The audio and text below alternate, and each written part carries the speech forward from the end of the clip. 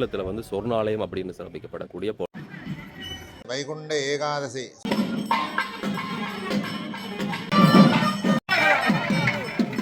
காலை 5 மணி அளவிலே தனியாக கொலுவீட்டிருந்து இன்றைய நாளில் இங்கே நடக்கக்கூடிய தேர் திருவிழா வரமருளுகின்ற வரதராஜ பெருமாளாக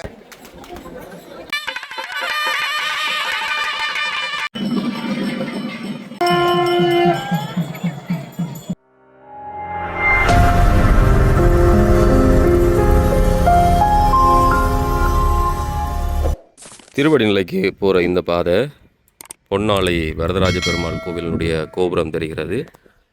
இப்போ நாங்கள் பொன்னாலையில் தான் நிற்கிறோம். பொன்னாலையில் வந்து இன்றைய நாளில் வைகுண்ட ஏகாதசி, ஈழத்தில் வந்து சொர்ணாலயம் அப்படின்னு சிறப்பிக்கப்படக்கூடிய பொன்னாலை வரதராஜ பெருமாள் கோயில். அதுலேயும் குறிப்பாக வருஷத்தில் நிறைய ஏகாதசி வரும். ஆனால் இந்த மாதத்தில் வரக்கூடிய வளர்பிறை அந்த ஏகாதசி தான் வைகுண்ட ஏகாதசியாக கொள்ளப்படுகிறது. இந்த நாளில் மகோற்சவம் எல்லாம் நடைபெற்று தேர் திருவிழா மிக சிறப்பாக. இந்த கோயிலுடைய தோற்றந்தோர்களை வந்து நிறைய விஷயங்கள் எல்லாமே சொல்லப்பட்டிருக்கிறது. அது வந்து ஏனைய காணொலிகள் நான் கும்பாபிஷேகம் கடந்த திருவிழாக்கள் எல்லாம் சொல்லிப்பேன். இன்றைய நாளில் மேலும் அதை கேட்டு பதிவு செய்கிறேன்.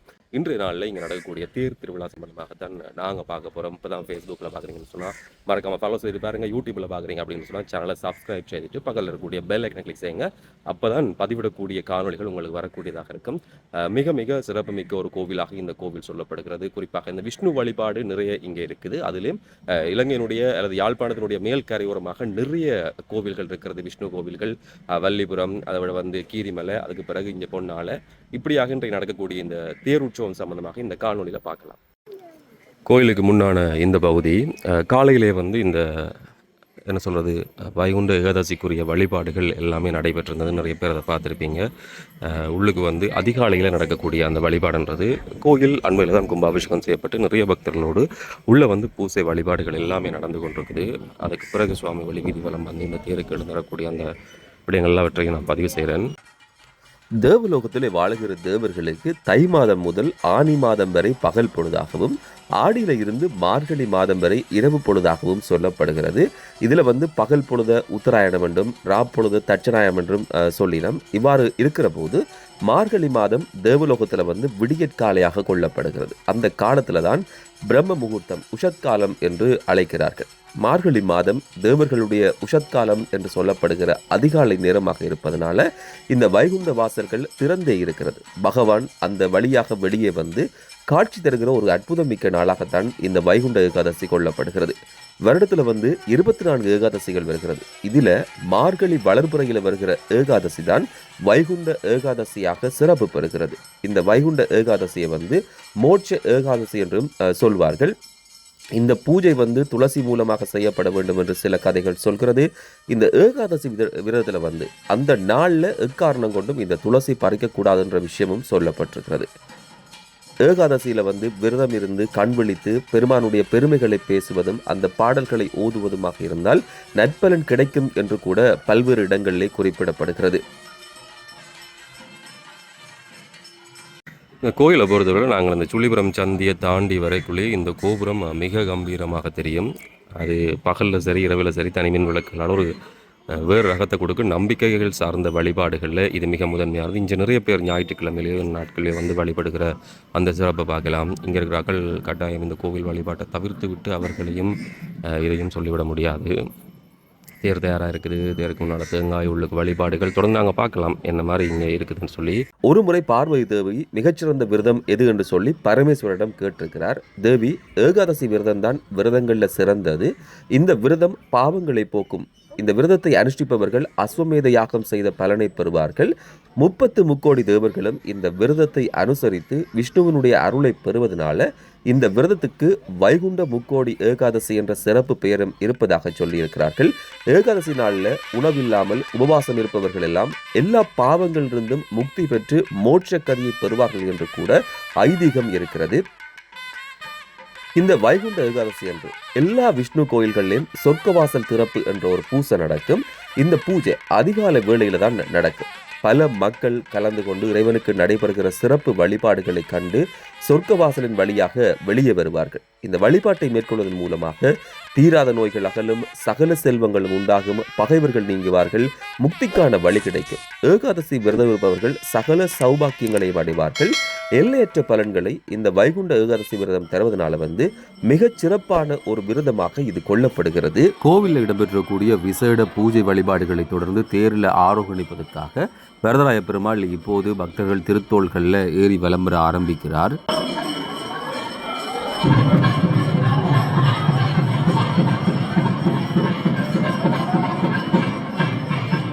சர்வத்திர கோவிந்த நாம சங்கீர்த்தனம் கோவிந்தா கோவிந்தா.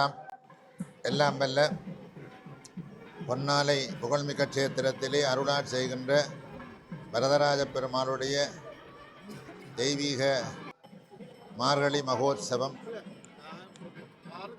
9 தினங்களாக நிகழப்பெற்று இன்றைய தினம் வைகுண்ட ஏகாதசி தினத்திலே ரதோத்சவத்தை கண்டருளி அடியவர்களுக்கெல்லாம் அருள் பாலிக்கின்ற சிறப்பு பொருந்திய தெய்வீக நிகழ்வு நிகழ்ந்து கொண்டிருக்கின்றன. இந்த 33 கோடி தேவர்களும் ஸ்ரீ ரங்கநாத பெருமானை இந்த வைகுண்ட ஏகாதசி தினத்திலே தரிசித்து அவர்கள் என்னென்ன வேண்டுதல்களை வேண்டி நின்றார்களோ அவர்களுக்கெல்லாம் அதை கொடுத்து கடைசியிலே வைகுண்ட முக்தி என்கின்ற பெருவாழ்வை, அழிவில்லாத பெருவாழ்வை தந்தருளியதாக இந்த விழாவினுடைய சிறப்பு மிளர்கின்றது. இந்த ஆலயத்திலே 2 மகோத்சவங்கள் நிகழ்கின்ற பெரும் சிறப்பு இந்த ஆலயத்துக்கு மட்டும் உரித்தானது. ஆவணி மாதத்திலே கிருஷ்ண ஜெயந்தியை முன்னிட்டு ரதோத்சவத்தை கண்டருளுகின்ற சிறப்பு 18 நாட்கள் நிகழ்கின்றது. வைகுண்ட ஏகாதசியை ரதோத்சவமாக கொண்டு 10 தினங்கள் மகோத்சவம் நிகழ்கின்றது. இந்த 2 மகோத்சவமும் இலங்கை திருநாட்டிலே வைஷ்ணவ ஸ்தலமாக போற்றப்படுகின்ற தட்சிண கைலாச மகாத்மியத்திலே விதந்து கூறப்படுகின்றதுமான இந்த கஷேத்திரத்திலே இந்த மகோத்சவம் 2 மகோத்சவம் நிகழ்கின்றது. பெரும் பாக்கியமும் பெரும் சிறப்பும் பெரும் மங்களத்தை தருவதும். ஏனென்று சொன்னால் 2ம் வைஷ்ணவ விஷ்ணு சம்பந்தமான திதிகளை கொண்டு, அது கிருஷ்ண ஜெயந்தியை கொண்டு, அதாவது அஷ்டம திதியும் ரோகிணி நட்சத்திரத்தையும் கொண்டு ரதோத்சவம். இன்றைய தினம் வைகுண்ட ஏகாதசி தினத்தை கொண்டு ரதோத்சவமும் நிகழ்கின்றது.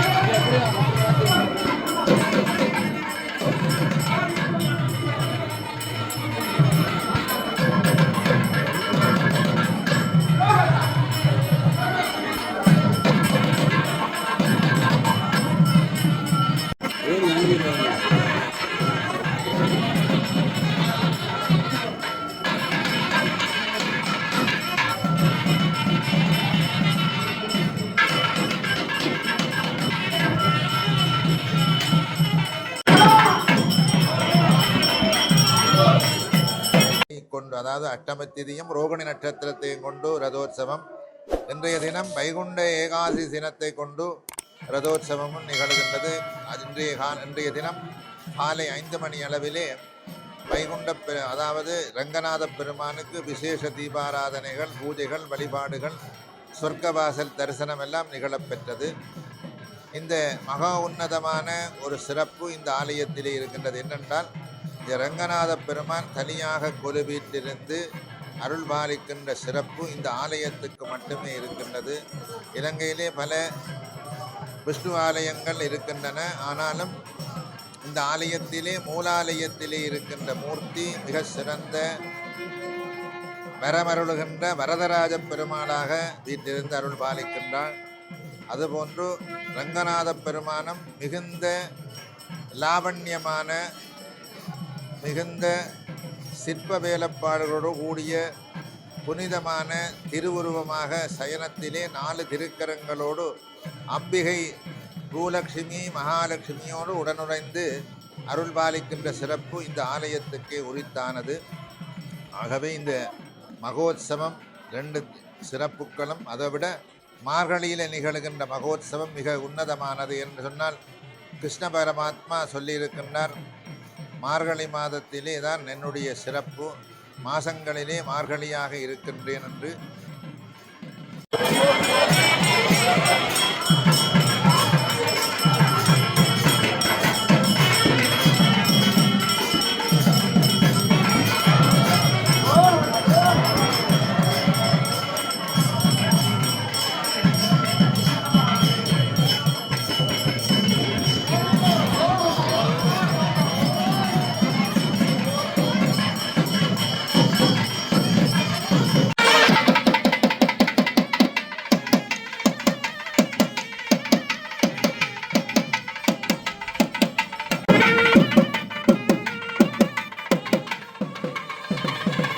ஆகவே இந்த திருப்பாவை உற்சவம் மிக சிறந்ததாகவும், இந்த திருப்பாவை 30 நாளும் நிகழ்கின்ற இந்த பாசுரங்களை எல்லாம் நாங்கள் கேட்கின்ற பொழுது, இந்த உற்சவத்தை தரிசிக்கின்ற பொழுது எங்களுடைய ஆன்மா இந்த காலத்திலே என்ன வேண்டுமோ அதுகளையெல்லாம் தந்தருளி எங்களுடைய அந்திம காலத்திலே மோட்ச பிராப்தியத்தை, வைகுண்ட பிராப்தியத்தை தருவதற்கு இது உறுதுணையாக நிற்கின்றது என்பது புராணத்தினுடைய தொன்மையும் அதனுடைய சாராம்சமும். ஆகவே இப்படிப்பட்ட ஒரு சிறந்த தெய்வீக விழாவானது இன்றைய தினம் நிகழப்பெற்றிருக்கின்றது. நாளைய தினம் காலை மிக சிறந்த புனித தீர்த்தக்கரையான ராமர் வில்லூன்றிய கால் பதித்த இடம் திருவடி நிலை. அந்த திருவடி நிலையிலே பல தீர்த்தங்கள் சங்கமமாகின்ற தீர்த்தத்திலே நாளைய தினம் தீர்த்தோற்சவம் நிகழ்வதற்கும் திருவள் கூட்டியிருக்கின்றது.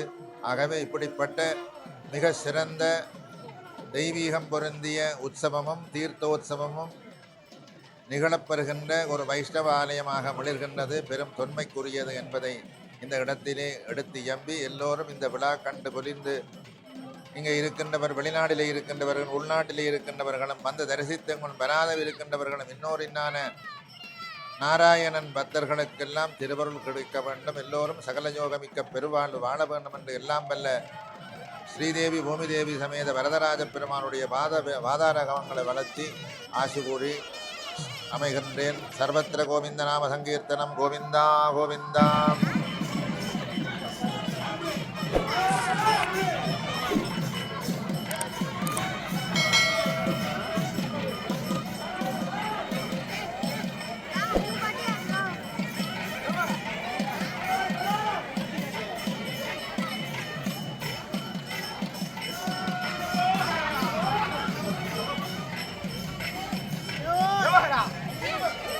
பொன்னாளையை பொறுத்தவரையில் 2 தேர் திருவிழா நடக்கும், அல்லது 2 திருவிழா நடக்கும். அதனுடைய இப்போதைய மார்கழி திருவிழாவை நாங்கள் பார்க்குறோம். அது மாத்திரமல்ல, இந்த வருஷத்தின் கடைசி தேர் திருவிழா. இதை விட வேறு எந்த கோயிலையும் இனி தேர் திருவிழா நடக்கிறேன். நாளைக்கு வருஷம் முடிய போது அப்படிப்பட்டிருக்கக்கூடிய சிறப்புகளோடு பக்தர்களுடைய தோளில் தேருக்கு ஆரோகணிக்கிற காட்சி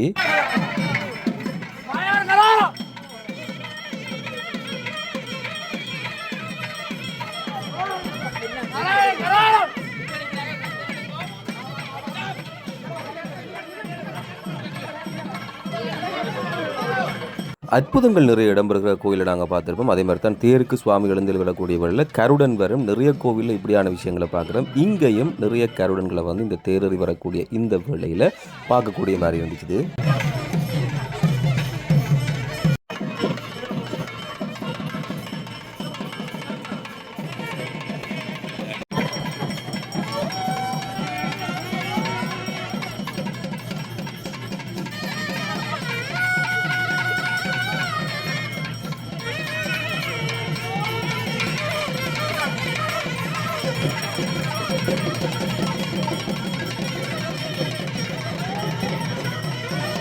வரங்கள் பல தருகிற வரதராஜன் இப்போது தேரேறி வருவதற்காக புறப்படுகிறார். இவ்வளவு பக்தர்கள் இந்த வருகையையும் அந்த அருளை பெற்றுக்கொள்வதற்காகவும் கோயில் வீதியில் பணிக்கினோம்.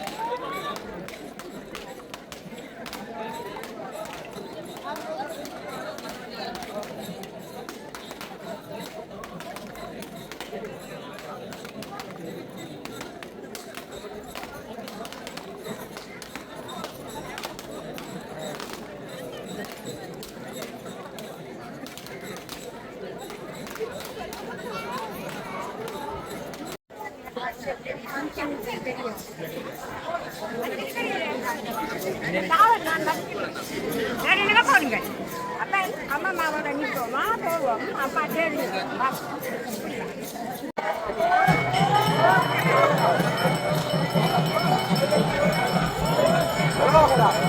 Hello.